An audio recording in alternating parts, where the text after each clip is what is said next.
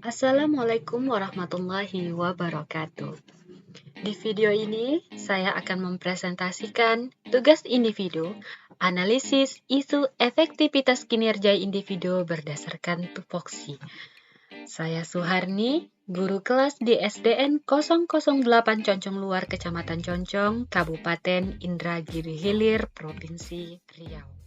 Pertama, kita akan melakukan pra-analisis atau identifikasi masalah yang saya temukan di sekolah. Di antaranya yang saya temukan, pertama, kesulitan siswa berbahasa Indonesia dalam kegiatan belajar di kelas. Kedua, kurangnya kedisiplinan siswa dalam berpakaian seragam sekolah. Dan yang ketiga, rendahnya hasil belajar siswa. Dari identifikasi masalah pra-analisis tadi, kemudian saya menganalisis masalah dengan menggunakan metode USG, di mana metode USG ini ada poin 1-5 dari yang terendah 1 dan tertinggi 5. Untuk masalah yang pertama, kesulitan siswa berbahasa Indonesia dalam kegiatan belajar di kelas, metode U-nya poin 5, S 4, dan G-nya 5, sehingga total prioritinya adalah 14. Yang kedua, kurangnya kedisiplinan siswa dalam berpakaian seragam sekolah, metode U poin 5, S 3, G 4, sehingga total priority adalah 12. Dan yang ketiga, rendahnya hasil belajar siswa, metode U5, S4, G4, sehingga total prioritinya adalah 13. Berdasarkan hasil analisis masalah menggunakan metode USG, kesulitan siswa berbahasa Indonesia dalam kegiatan belajar di kelas mendapatkan poin tertinggi, yaitu 14, sehingga menjadi prioritas. Kemudian saya melakukan analisis fishbone dari masalah yang sudah saya lakukan analisis dengan metode USG tersebut.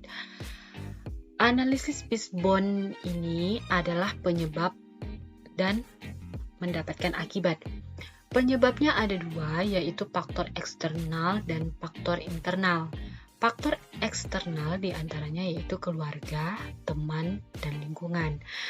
Faktor internal yaitu intelijensi, motivasi, dan minat, sehingga akibatnya adalah kesulitan siswa berbahasa Indonesia dalam kegiatan belajar di kelas. Kemudian saya menemukan penyelesaian isunya dengan analisis SWOT, yaitu permasalahan tadi, kesulitan siswa berbahasa Indonesia dalam kegiatan belajar di kelas. S atau strength-nya yaitu kemampuan guru dalam menggunakan bahasa Indonesia yang baik dan benar pada kegiatan pembelajaran. W, weakness, lingkungan sekolah dan tempat tinggal siswa selalu menggunakan bahasa daerah dalam percakapan sehari-hari. Opportunity, guru memberikan layanan bimbingan secara kelompok bagi siswa yang sangat kesulitan berbahasa Indonesia. Dan treat-nya, guru menegaskan kepada siswa harus berbicara menggunakan bahasa Indonesia yang baik dan benar ketika di kelas dan di luar kelas. Dan terakhir, tabel rekomendasi alternatif pemecahan isu, di mana isunya tadi adalah kesulitan siswa berbahasa Indonesia dalam kegiatan belajar di kelas. Penyebabnya faktor eksternal yaitu keluarga, teman, dan lingkungan, dan faktor internal yaitu intelijensi, motivasi, dan minat.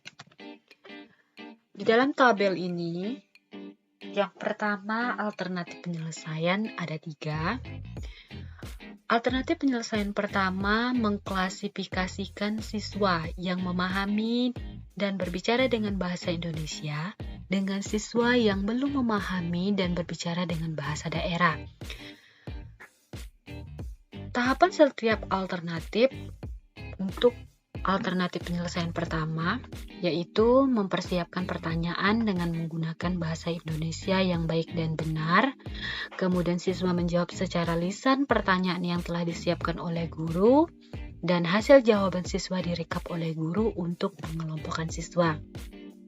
Sehingga hasil yang diharapkan adanya klasifikasi atau kelompok siswa yang memahami dan mampu berbicara bahasa Indonesia dan siswa yang belum memahami dan masih menggunakan bahasa daerah. Para pihaknya adalah guru dan siswa. Kemudian alternatif penyelesaian yang kedua yaitu mengajarkan cara membaca huruf, kata, dan kalimat sederhana sesuai dengan EYD. Tahapan setiap alternatif dari alternatif penyelesaian yang kedua ini adalah mempersiapkan contoh huruf, kata, dan kalimat sederhana, kemudian mencontohkan atau mendemonstrasikan cara membaca huruf, kata, dan kalimat sederhana sesuai EYD, dan siswa mempraktekkan membaca huruf, kata, dan kalimat sederhana. Hasil yang diharapkan tentunya siswa mampu membaca huruf, kata, dan kalimat sederhana sesuai dengan EYD, dan para pihaknya adalah guru dan siswa. Terakhir, alternatif penyelesaiannya adalah membiasakan siswa berbicara dengan menggunakan bahasa Indonesia. Untuk tahap setiap alternatifnya adalah pertama, guru membuat lembar observasi untuk orang tua dan guru, mengamati siswa dalam berbicara dengan bahasa Indonesia. Kemudian siswa membiasakan berbicara dengan menggunakan bahasa Indonesia di keluarga dan sekitarnya. Dan siswa membiasakan berbicara dengan menggunakan bahasa Indonesia di sekolah. Hasil yang diharapkan, siswa mampu berbicara dengan menggunakan bahasa Indonesia dengan baik, dan para pihaknya adalah orang tua, guru, siswa, dan masyarakat.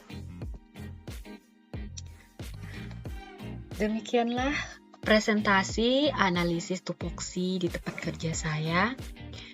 Akhir kata, wassalamualaikum warahmatullahi wabarakatuh. Terima kasih.